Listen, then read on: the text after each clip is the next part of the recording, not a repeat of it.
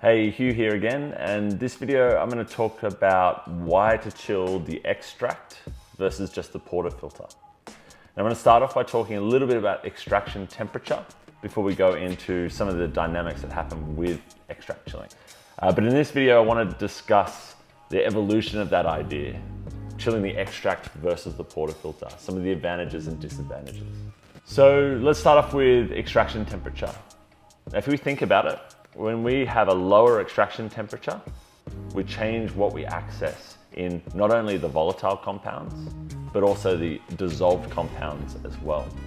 So think if we bring an extraction temperature right down, let's just say 20 degrees, we're definitely going to access less of these organic acids and sucrose out of the coffee in a period of time that we would experience in espresso extraction. So as you can see here from a study from Zurich University, extraction temperature affects the perception of different attributes of balance. So as you can see, bitterness at 90 degrees is very different to 93 or 96. You can also see acidity and sweetness dramatically changes.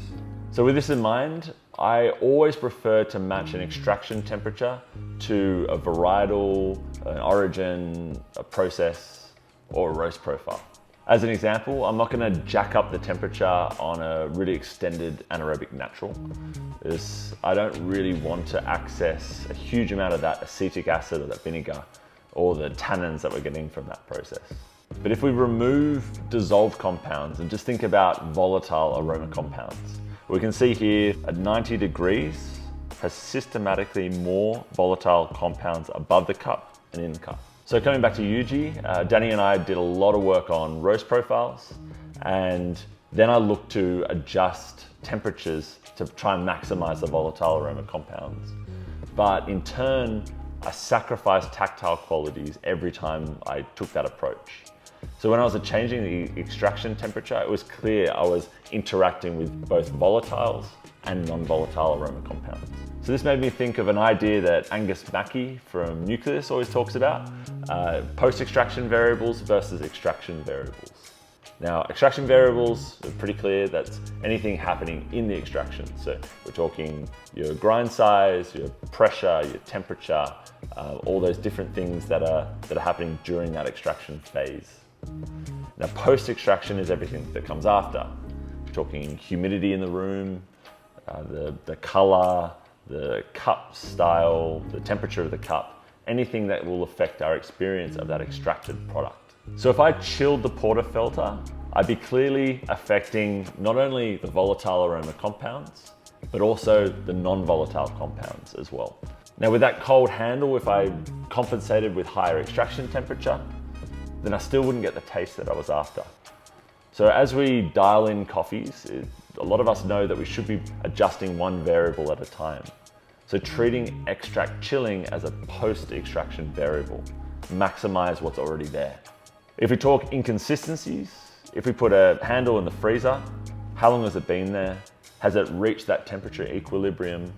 How long did it take you to prepare that shot before plugging it into the machine? And what temperature impact is that going to have on the extraction itself?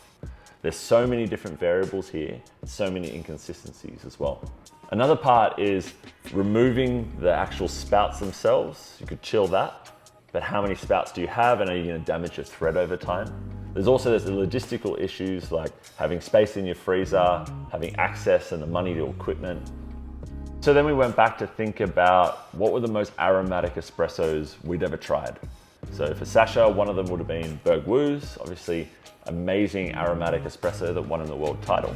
The other one was definitely my espresso at 2017 semi-finals in Seoul. This happened a few times during the competition. First was in tasting where Sasha started yelling at Sam going, "You can't wear cologne to a tasting, get out of here, you should know better." He was getting pretty angry at him. I'm standing there drinking this espresso going, "It's just this." They've smelt the espresso and it was that perfume that was coming off the cup. And we were trying to sort of piece back the elements. Partly it was very high quality geisha that was aged really nicely, a lighter roast to preserve more of those volatile aroma compounds, and opened up in the extraction to really bring them out. But another key variable was we were freezing the cups. So we were running that espresso into frozen cups because we liked the flavor outcome better. But we didn't piece the bits together to realize chilled cup is giving us more volatiles. We didn't have access to the scientific research at the time. But when we're thinking back and when you try this, your perception of aroma and flavor always goes up. But when I tried this with Euphanoides, it was weird. The chilled cup seemed to reduce the perception of body. And we also had people who didn't like the cold lip of the cup. So we're going deep into this idea of chilling cups, chilling porta-filter handles, trying all these different methods to maximize the experience of that espresso. And at the time we were working with Professor Chauhan with San Remo coffee machines on a grinder, and we started talking to him about this. And he started talking about heat and volatile compounds and how they're linked. And then we see on the table these frozen metal whiskey rocks that I was using for my signature drink. It occurs to us all at once that maybe we can run espresso over these rocks and maybe that'll chill the espresso. And then we can run that straight off into the normal temperature cup. So we taste this espresso and it's better. It's so much more lifted. It's brighter without being sharp. And it just has so much more aromatic lift, length of aftertaste. The fruit flavor is just popping like we hadn't tasted it. Sasha rips his shirt off, jumps over 3 chairs, we're high-fiving, absolutely delirious. So we're in lockdown at the time and we didn't really have a whole lot more that we could do outside tasting espresso. So we literally stayed in this room, 3 of us, doing all the variations of chilling, espresso after espresso after espresso, all blind, just to make sure that sensorially it was making a difference. It wasn't just a perception, and that we knew exactly what the effect of this was. And that was when we got in contact with Zurich University to start testing the differences here. And as you can see on this graph, the red line is the reference, so that's the no chill.